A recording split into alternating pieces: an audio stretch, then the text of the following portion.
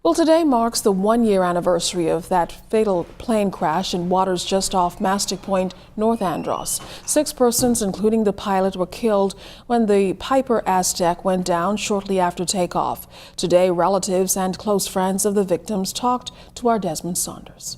I'm Desmond Saunders reporting from Andros. A somber mood here today as scores of Androsians are remembering that tragic moment when 6 lives perished on that deadly plane crash January 17th last year.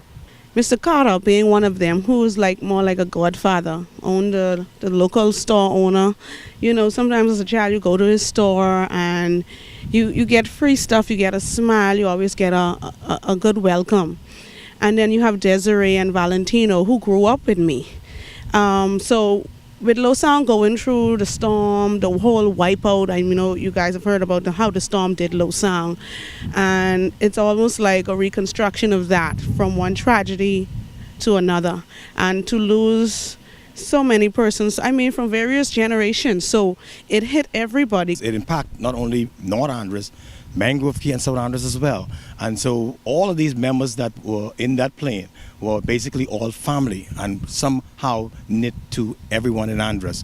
And you would have heard back then that the minister who's responsible for North Andros, who was very compassionate with this incident, and that was his members of his family as well. So this was a very tragedy day that as we remember the life of those 6 passengers who went down in the plane.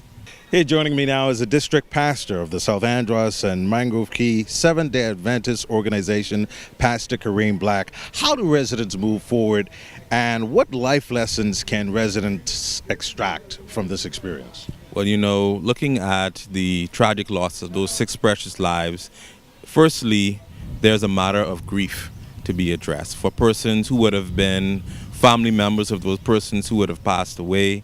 For them, the loss was sudden and it was unexpected, and there is a matter for them to move forward knowing that those persons won't be here anymore. Investigations into that fatal crash will continue, and the legacy of those 6 souls will live on. Reporting from Andros, I'm Desmond Saunders, ZNS News.